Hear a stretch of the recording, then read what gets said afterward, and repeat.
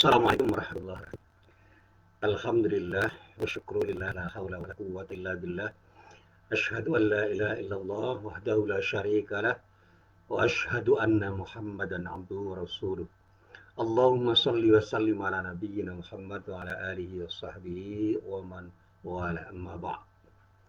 Para jamaah yang dirahmati Allah, alhamdulillah pagi ini kita bisa berjumpa kembali dalam kesempatan yang baik ini. Mudah-mudahan perjumpaan kita kali ini benar-benar menjadi perjumpaan yang mendapatkan ridho dari Allah Subhanahu wa taala. Para jamaah yang dirahmati Allah, alhamdulillah sekali lagi saya ucapkan kemarin apa yang saya sampaikan ternyata mendapatkan respon yang luar biasa dari para jamaah. Ada saran, ada kritik, ada masukan yang sangat berharga bagi diri saya dan untuk jamaah semua, sehingga dari waktu ke waktu saya bisa lebih menyempurnakan apa yang bisa saya sampaikan pada para jamaah, dan bahkan yang lebih bisa saya apresiasi adalah saran dari jamaah dan bahkan apresiasi dari jamaah yang mengatakan bahwa mungkin ialah semua berjalan natural, tidak usah direkayasa dengan cara apapun, mangsin terus ngaji dan memberikan tausiah dengan apa adanya. Termasuk tempat di mana saya memberi tausiah ini ya di sini, di tempat di mana saya membaca, di tempat di mana saya menulis, di tempat saya merenung, dan bahkan ya di tempat saya melaksanakan sholat sunnah. Ini tempat di mana saya bisa belajar. Ya, buku-buku yang ada di belakang saya ini adalah sebagian buku yang saya miliki, yang sebagian besar insya Allah sudah pernah saya baca dan selalu saya coba untuk saya telah ulang, dari buku-buku pelajaran agama yang paling sederhana sampai buku-buku pelajaran agama yang paling rumit, dan bahkan tulisan-tulisan orang yang sama sekali tidak berhubungan dengan persoalan agama secara khusus, tetapi membantu saya untuk lebih memahami hal-hal yang terkait dengan kehidupan. Kan ada beberapa novel yang pernah saya baca dari beberapa novelis yang terkenal ataupun yang tidak terkenal, dan alhamdulillah semuanya bisa memberikan kontribusi yang positif untuk diri saya, utamanya ketika saya mengaji bersama jamaah semuanya. Alhamdulillah respon dari murid-murid saya, atau saya yang sebut mantan murid saya, itu cukup banyak. Baik murid saya ketika saya mengajar di Madrasah Mu'allimin Muhammadiyah, di Madrasah Muhammadiyah, di UMY, Universitas Muhammadiyah Yogyakarta, di Sitas Aisyah yang sekarang menjadi Unisa, dan ada beberapa murid saya yang dulu pernah saya ajar di UGM. Ya, saya pernah mengajar sebentar di Fakultas Teknik jurusan Arsitektur untuk mengajar agama. Dan alhamdulillah ini juga merespon dengan baik. Dan alhamdulillah juga dari beberapa murid saya yang pernah saya ajar di Pondok Pesantren Budi Mulya, di Pendidikan Ulama Tajam Muhammadiyah Yogyakarta, dan beberapa murid saya yang pernah berinteraksi dengan saya di beberapa tempat, termasuk di majelis taklim yang pernah saya asuh. Para jamaah yang dirahmati Allah, hari ini saya berbicara seperti apa yang disarankan oleh jamaah mengenai ayat yang terdapat di dalam surah Al-Baqarah, mulai dari ayat 100, bukan 100, ayat 200-an itu. Ayat 200-an itu. Coba mungkin di ayat 200-an itu di kelas sampai terakhir. Dan saya mulai dari rangkaian ayat terakhir di ayat 284 sampai ayat 286, seperti yang saya sampaikan bahwa Allah itu tidak akan menekan ketentuan-ketentuan apapun terhadap manusia yang ketentuannya itu tidak mungkin kan dilaksanakan oleh manusia. Jadi apapun syariat Allah itu tidak ada yang menekan. Yang berat itu karena mereka tidak serius di dalam memahami, mengimani, dan mengamalkannya. Nah, saat ini saya sampaikan dengan bahasa yang sederhana begini. Masih ada dan mungkin saja masih banyak orang yang beranggapan atau berpendapat bahwa beberapa ketentuan syariat Allah sangat berat bagi manusia dan bahkan cenderung memberatkan umat manusia. Tidak terkecuali bagi umat manusia saat ini di sini, di negeri ini. Nah, saya selalu mengatakan anggapan atau pendapat itu berdasarkan apa yang saya telah ada juga pendapat para ulama sepenuhnya 100% salah. Sebagaimana penjelasan para ulama atau pakar tafsir terhadap ayat Al-Quran yang akan saya coba untuk saya telaah pada pagi hari ini, yaitu pada surah Al-Baqarah ayat 284 sampai ayat 286. Di dalam ayat itu Allah berfirman, A'udzubillahi minasyaitonirrajim. Lillahi ma fis samawati wa ma fil ard. Wa in tubdu ma fi anfusikum aw tukhfuhu yuhasibakum bihillah. Fayaghfiru liman yasha' wa yu'adzibu man yasha'. Wallahu ala kulli syai'in qadir. آمن الرسول بما أرسل إليه من ربه والمؤمنون كل آمن بالله وملائكته وكتبه ورسله لا نفرق بين أحد من رسله وقالوا سمعنا وأطعنا غفرانك ربنا وإليك المصير لا يكلف الله نفسا إلا وسعها لها ما كسبت وعليها ما اكتسبت ربنا لا تؤاخذنا إن نسينا أو أخطأنا ربنا ولا تحمل علينا إصرا كما حملته على الذين من قبلنا ربنا ولا تحملنا ما لا طاقة لنا به واعف عنا واغفر لنا وارحمنا أنت مولانا fansurna 'alal qaumil kafirin. Para jamaah yang dirahmati Allah, di dalam ayat ini Allah menyatakan kepada kita semua bahwa apa yang ada di langit dan apa yang ada di bumi semuanya milik Allah. Kepunyaan Allah lah segala apa yang ada di langit dan apa yang ada di bumi. Artinya apa? Tidak ada sekecil apapun sesuatu yang terjadi, peristiwa, barang, ataupun sesuatu yang tidak terlihat tetapi ada di bumi dan langit ini yang bukan milik Allah. Jadi kalau kita mengatakan sesuatu yang dimiliki, itu jangan hanya berpikir tentang benda-benda yang bisa kita lihat. Sesuatu yang bisa kita rasakan, kita renungkan, kita pikirkan, kita nalar. Itu adalah sesuatu yang ada tetapi tidak terlihat dengan mata kepala, tapi bisa kita pikirkan, bisa kita renungkan. Bahkan kalau kita bicara tentang mata hati yang disebut dalam bahasa tasawuf itu dengan basirah, banyak hal yang tidak kasat mata tetapi kita bisa memahami sesuatu yang ada di balik sesuatu yang kita lihat itu. Terus saat ada teman saya yang mengatakan, Pak Musin, kok ada orang yang setiap kali bertemu dengan kita mengajak salaman, ada apa ya? Saya katakan ya berhusnuzon saja. Kita berdoa mudah-mudahan orang ini punya maksud baik. Ya gitu aja. Punya maksud baik ada di kita. Lalu ada ungkapan begini, ya kita harus waspada. Banyak orang yang pura-pura baik di hadapan kita, tetapi punya rencana buruk di balik itu. Saya katakan ya mungkin saja, tetapi nggak usahlah kita curiga, berhusnuzon saja dan serahkan semuanya pada Allah. Yang penting jangan pernah kita punya rencana yang tidak baik pada orang lain. Bersikaplah baik pada semua orang. Jangan suka menyakiti hati orang. Jangan mengatakan sesuatu yang berpeluang membuat orang sakit hati. Jangan melakukan tindakan yang meresahkan orang. Itu aja. Dan kalau ada orang yang punya niat tidak baik pada diri kita, ya serahkan semuanya kepada Allah. Kalau kita mau belajar pada para nabi, para rasul, orang-orang dari zaman dahulu dan di sekitar kita, banyak hal yang bisa kita pahami dan bisa kita pelajari dari mereka. Betapa orang-orang soleh itu banyak juga yang membenci, banyak juga yang punya rencana jahat terhadap dirinya. Tetapi karena kepasrahan mereka pada Allah, sikap tawakal mereka pada Allah, Allah menyelamatkan mereka. Ya kita nggak usah terlalu dalam berpikir tentang sesuatu yang pernah terjadi pada orang-orang soleh di zaman dulu dan di seputar kita itu. Sederhana aja, misalnya ada orang yang direncanakan oleh orang lain untuk dibunuh. Seperti siapa? Nabi Yusuf. Kan ada rencana untuk disingkirkan, dibunuh oleh saudara-saudaranya sendiri. Tetapi Allah punya rencana lain. Siapapun bisa punya makar, rencana jahat pada diri kita, tapi Allah punya rencana yang jauh lebih hebat daripada rencana-rencana mereka. Serahkan semuanya pada Allah.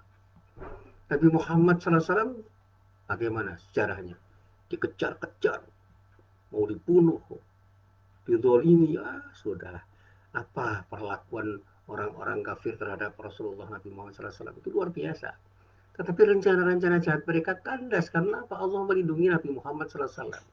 Dan kita harus yakin, di ketika kita itu bersikap tawakal kepada Allah, Allah akan melindungi diri kita karena Allah berjanji untuk melindungi orang-orang yang bersikap tawakal.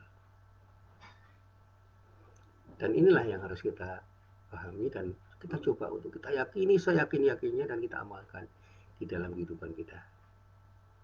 Jadi sekali lagi, semua yang ada di langit dan di bumi itu punya Allah. Punya Allah.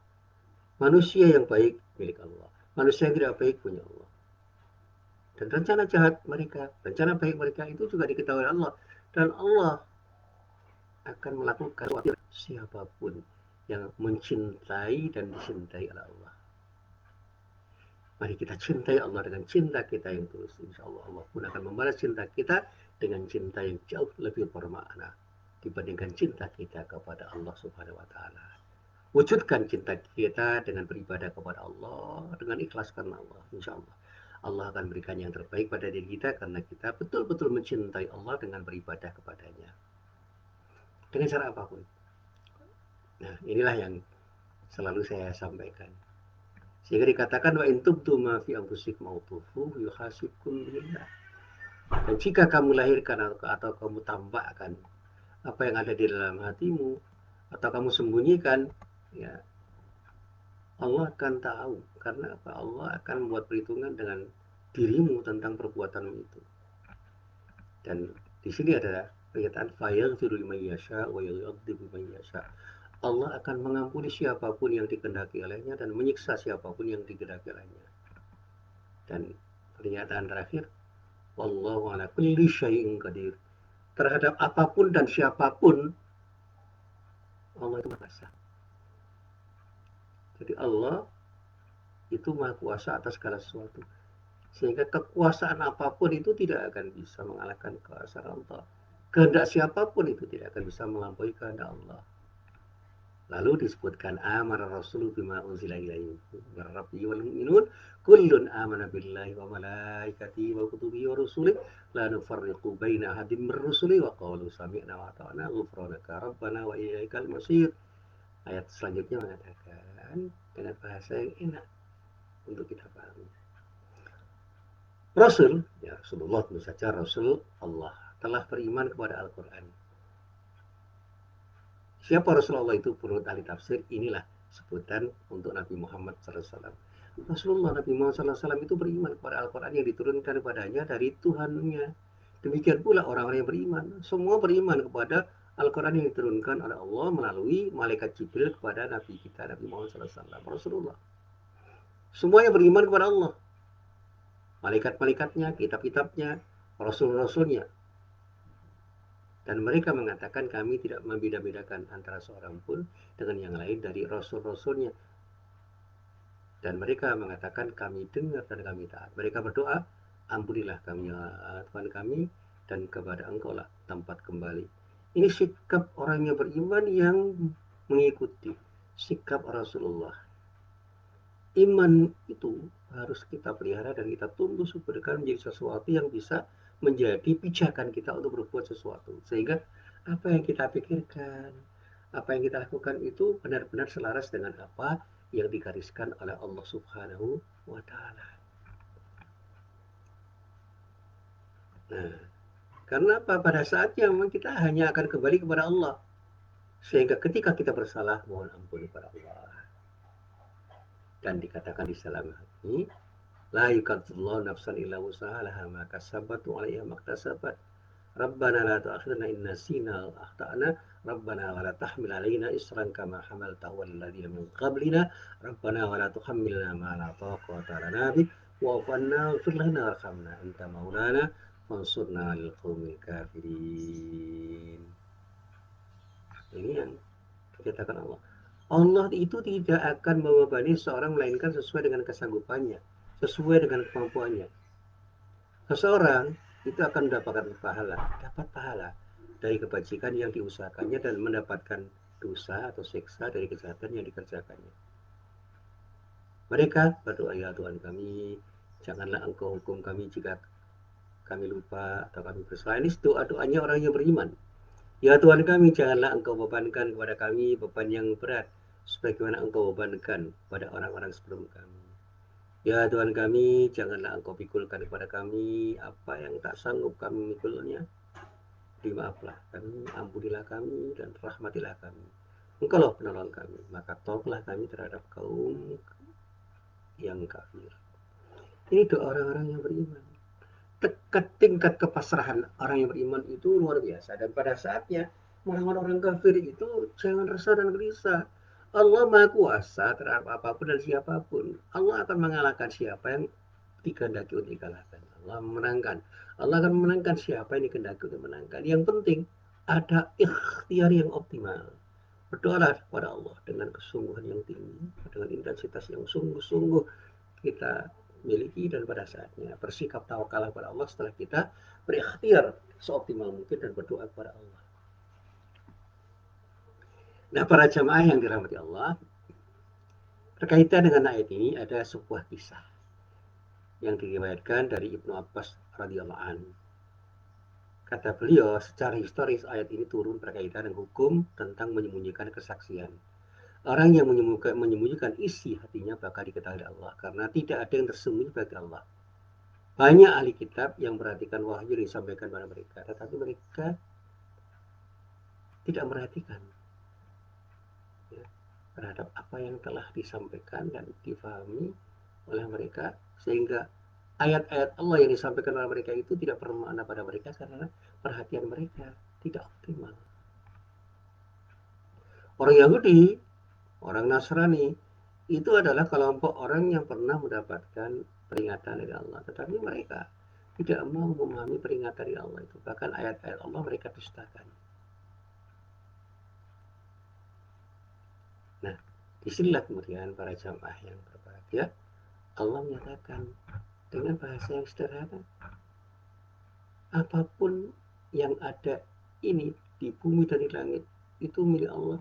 Jangan pernah kamu menyangka bahwa apa yang kamu sembunyikan itu tidak diketahui Allah. Apapun yang kamu tampakkan dan kamu sembunyikan itu semua diketahui Allah. Orang-orang yang beriman itu selalu akan mengatakan kami beriman terhadap semua yang disampaikan oleh Allah melalui Rasulnya. Sehingga Rasulullah ketika beriman pada ayat-ayat Allah, mestinya harus kita ikuti untuk mengimani sebagaimana Rasulullah mengimani ayat-ayat Allah. Dan ketika kita menjadi umat Nabi Muhammad SAW, berimanlah kepada Al-Quran sebagaimana Rasulullah Nabi Muhammad SAW mengimani Al-Quran. Sehingga orang-orang yang beriman selalu mengatakan sami'na wa ta'na. Apapun yang kami dengar ya Rasulullah akan kami taati, sehingga apapun yang kamu ajarkan akan kami pahami dan kami amalkan di dalam kehidupan kami. Sehingga begitu. Dan ketika kita itu merasa berat untuk mengamalkan aturan-aturan Allah, sebenarnya itu hanya asumsi yang kita miliki. Tidak ada yang berat kalau kita mau dan berani melaksanakannya, karena Allah akan membimbing dan memberikan kekuatan kepada kita untuk melakukan apapun yang akan kita kerjakan. Orang yang tidak pernah sholat, ya tentu saja akan merasa berat untuk melaksanakan sholat. Begitu kita sudah membiasakan diri untuk sholat, nggak ada yang berat. Dan bahkan sholat itu membuat kita tenang, nyaman, damai. Sebagaimana dulu saya pernah mengeluh pada guru saya, guru bahasa Arab. Bahasa Arab itu sulit. Guru saya itu sambil bergurau mengatakan, anak-anak kecil di Saudi Arabia itu pintar-pintar bahasa Arab. Nah, saya menjawab, lah iyalah orang Arab. Ya itu yang ingin saya katakan. Kalau kamu biasa membaca, menulis, mendengar, dan ngomong dengan bahasa Arab, nggak ada yang sulit. Seperti orang-orang Arab tidak mengalami kesulitan untuk bahasa Arab. Kamu orang Jawa, bisa ngomong bahasa Jawa, mengerti ketika orang ngomong bahasa Jawa, bisa membaca sesuatu yang terkait dengan bahasa Jawa, dan bahkan bisa menulis sesuatu dengan bahasa Jawa. Kamu orang Indonesia, kamu bisa belajar bahasa Indonesia. Kenapa? Kamu terbiasa untuk berinteraksi dengan orang-orang yang berbahasa Indonesia melalui tulisan, melalui lisan, dan bisa mendengar dan mengucapkan kata-kata dengan bahasa Indonesia. Karena apa? Kebiasaan. Maka biasakanlah untuk melakukan sesuatu sehingga Anda akan tidak pernah merasa berat untuk melakukan sesuatu karena Anda terbiasa untuk melakukannya. Sholatlah kamu, biasakan sholat sehingga Anda menikmati apa yang kamu lakukan. Berpuasalah kamu dengan puasa yang kamu kerjakan sehingga kamu terbiasa untuk melakukannya sehingga berpuasa itu menjadi sesuatu yang nikmat Anda lakukan. Berzakatlah kamu dengan zakat yang memang sudah diwajibkan untukmu ketika kamu memang sudah mampu untuk berzakat karena punya sejumlah harta yang bisa kamu zakatkan. Sudah, lakukan saja, biasakan untuk berzakat sehingga zakat itu menjadi sesuatu yang tidak membebani Anda untuk kamu lakukan. Demikian juga tindakan-tindakan yang lain di dalam berislam, tidak ada yang berat kalau kita mau berlatih untuk melaksanakannya. Yang penting mau untuk melakukan dan punya keberanian untuk memulai, dan disitulah kamu akan menikmati apa yang kamu lakukan. Sehingga tidak ada yang berat kok di dalam syariat Islam, itu semua akan bisa kita kerjakan dengan sebaik-baiknya, apalagi ketika Allah membimbing, Allah menunjukkan, Allah menolong, memberikan kekuatan kepada kita. Sehingga doa orang yang beriman kepada Allah seperti yang disampaikan oleh Allah di dalam firman-Nya. Rabbana la tu'akhidna in nasina aw akhtana. Rabbana wa la tahmil alaina isran kama hamaltahu 'alal ladzina min qablina. Rabbana wa la tuhammilna ma la taqata lana bih wa'fu 'anna waghfir lana warhamna anta maulana fansurna 'alal qaumil kafirin. Ini doa yang semestinya harus kita ucapkan untuk membuat kita semakin kuat, punya kemauan kuat, punya tekad yang kuat, punya keberanian untuk taat kepada Allah.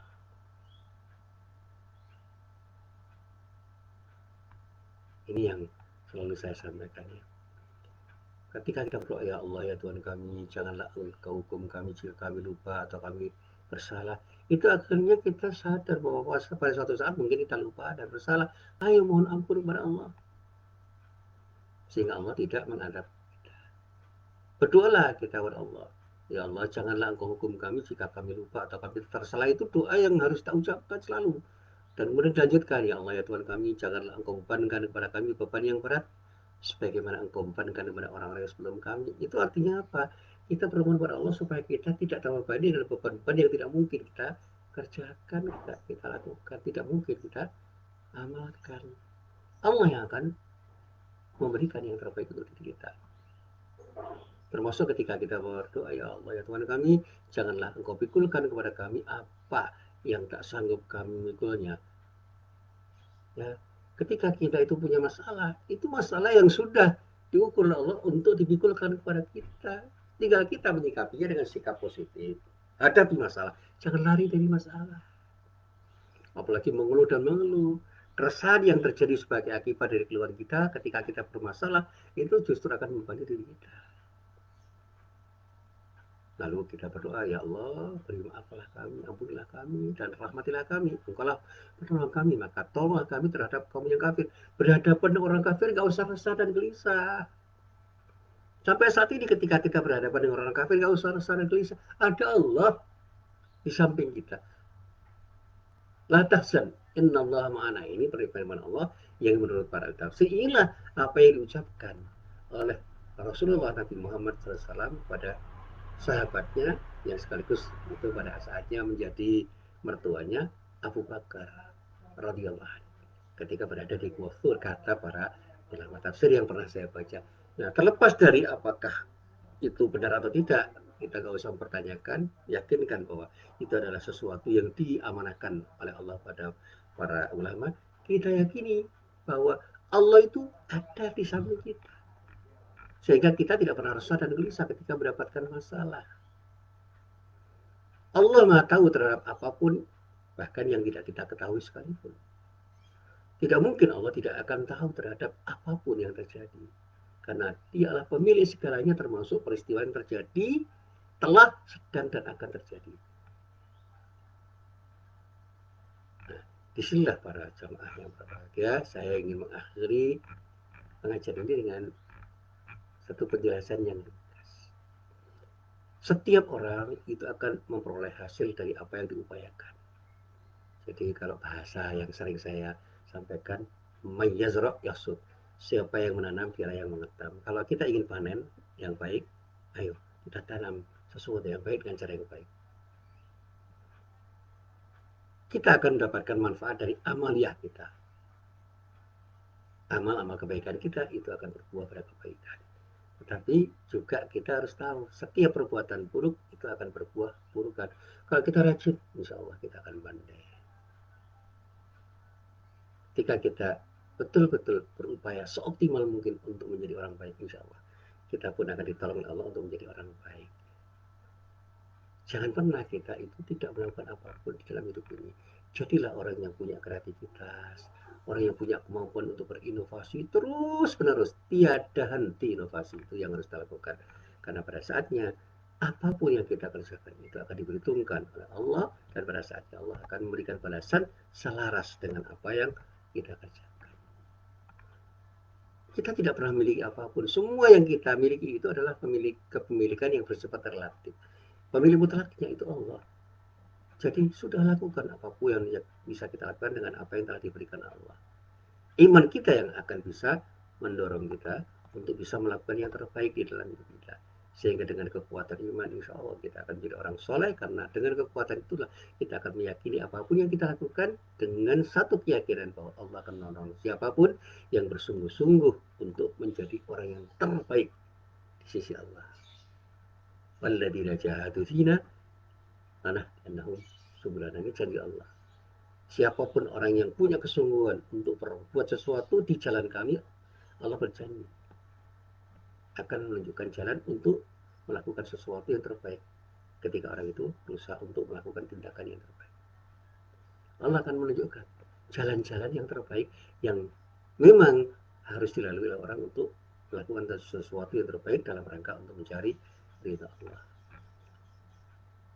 Berdoalah kepada Allah dengan upaya-upaya yang optimal yang kita lakukan, dan pada saatnya bersikap tawakallah terhadap apapun dan siapapun yang berhadapan dengan kita, dan pada saat Allah akan menolong kita kapanpun dan dimanapun kita berada. Inilah keyakinan yang harus kita tumbuhkan di dalam hidup kita, sehingga sebagai seorang yang beriman kita tidak akan pernah resah dan gelisah menghadapi masalah sebesar apapun. Termasuk yang pernah saya sampaikan kemarin pada teman saya, Ausin. Banyak orang yang meremehkan kita, nggak apa-apa. Banyak orang yang menghina kita, nggak apa-apa. Banyak orang yang melecehkan kita, nggak apa-apa. Ketika kita dihina orang, ketika kita dilecehkan orang, ketika diremehkan orang, justru kita akan tahu di mana kelemahan kita. Itu bagian dari cara kita melakukan muhasabah untuk introspeksi. Sebaliknya ketika kita dipuji, jangan mudah tersanjung dengan pujian-pujian itu. Karena pujian itu bisa membuat kita terlena. Dan pada saatnya kita akan sombong. Jadi jangan pernah kita rendah diri ketika dicela, dihujat, direndahkan, diremehkan. Sebaliknya, jangan pernah kita sombong ketika dipuji oleh orang dengan sikap yang benar, karena pada saatnya kita akan selalu diuji dengan ujian kehidupan yang beragam. Jadilah orang yang selalu hadir untuk bersama Allah dengan kehadiran yang kita wujudkan dalam ibadah kita kepada Allah dengan ikhlas karena Allah. Insya Allah, dimanapun dan kapanpun kita akan selalu mendapatkan perlindungan dari Allah Subhanahu wa Ta'ala. Amin. Ya mujibas sa'i. Wassalamualaikum warahmatullahi wabarakatuh.